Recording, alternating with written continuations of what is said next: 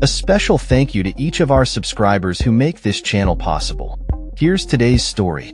In a surprising turn of events, U.S. President Donald Trump has officially withdrawn the nomination of Representative Elise Stefanik to serve as the U.S. ambassador to the United Nations. This decision, announced via a post on Truth Social on March 27, 2025, marks a significant shift in strategy for the Trump administration as it navigates a precarious political landscape characterized by a slim Republican majority in the House of Representatives. Stefanik, a New York Republican, was initially seen as a consensus pick for the role, advancing out of committee in late January without much controversy. However, her confirmation has been stalled for months, largely due to concerns surrounding the fragile balance of power within the House. With Republicans holding only 218 seats compared to the 213 held by Democrats, any potential loss of a Republican seat could jeopardize the party's legislative agenda. In a statement, Trump emphasized the necessity of maintaining every Republican seat in Congress to successfully advance his America First agenda, which includes significant tax cuts and economic initiatives. He stated, "We must be unified to accomplish our mission, and Elise Stefanik has been a vital part of our efforts from the very beginning. I have asked Elise, as one of my biggest allies, to remain in Congress."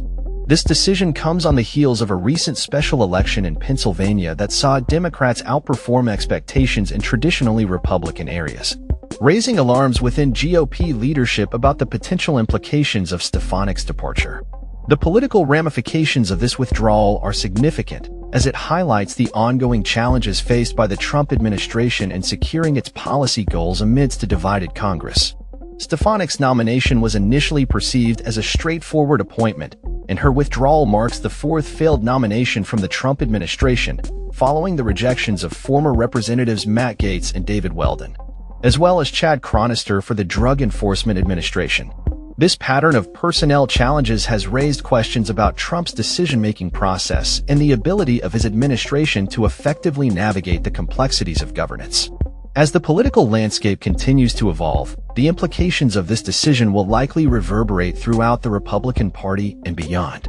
The withdrawal of Stefanik's nomination not only reflects the immediate concerns about maintaining party unity but also underscores the broader challenges facing the GOP as it seeks to solidify its position in the lead-up to the next election cycle. With the international community closely watching the developments at the UN, the vacancy left by Stefanik's withdrawal comes at a critical juncture, particularly as discussions around global conflicts, including the ongoing wars in Ukraine and Israel, remain at the forefront of diplomatic efforts.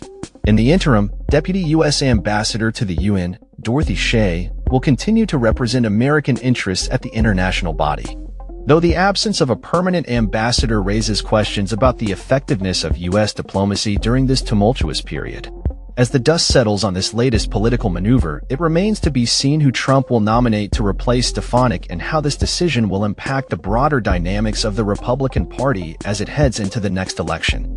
The stakes are high, and the political landscape is anything but certain as the GOP grapples with the challenges of maintaining its majority and advancing its policy agenda in an increasingly polarized environment. That's all for this story. We upload videos every day covering many different subjects, so hit that subscribe button to stay informed. Thanks for watching.